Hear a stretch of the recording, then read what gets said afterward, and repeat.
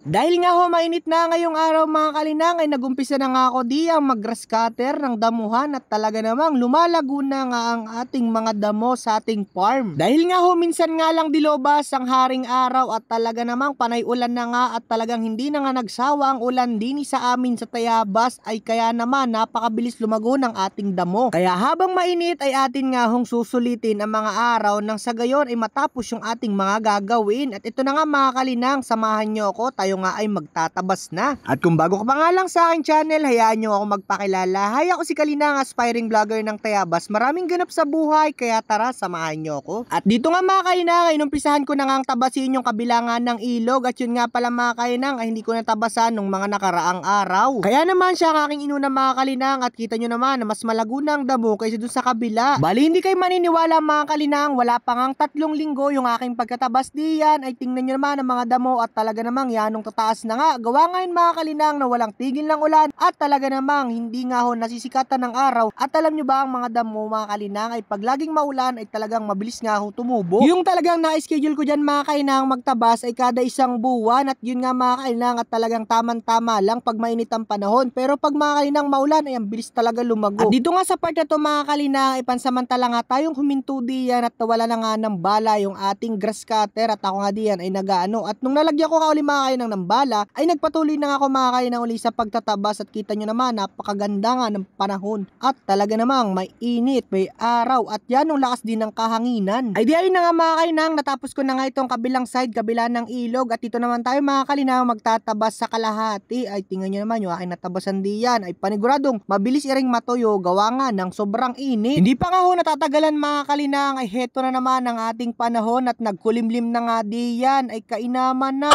Alaw nga mga kalinang ay uulan na. Aba teka lang, maya maya ay ito naman at sumikat na uli yung haring araw at talaga namang ay ating niluluko na ring araw na ari. Uulan iinit ay kainaman na. Ay bayay ka diyan, basta ako ay magtatabas at kailangan ko nga aring tapusin. Baka mamaya nga ay kay bumigla na namang umulan ay kainamang ka ng ulan ka ay magsawa na, talagang lati na pati yung ating harapan ay putik na, kainaman na. Aba ay nakisama naman nga mga kalinang ang panahon na tayo nga ay pinagbigyan at ito nga at tayo nga ay malapit na dyang matapos at talaga naman kukunti na nga lang at yung kabilang ilog na nga lang ang ating natitira na ating tatabasan. Sa hindi naman inaasahan mga kalinangan, heto naman at tayo naman ay nakapulupot diyan ng kawad ay kainaman na. Hindi ko napansin na may kawad ho pala doon na talaga naman kalawangin na. Ay di ayun nga mga kalinangan at atin munang tinanggal, hindi naman pipede nawa na nandun yung kawad na yun at talaga naman ba'y matalsikan nun sa muka at naputol na nga rin pala dyan mga kalinang yung ating bala ay kainaman na. At kung nakakabot ka nga hanggang dulo ng ating video ay huwag niyong kalimutang mag-like and share. Palo niyo rin ako mga kainang. Yun lang. Bye-bye!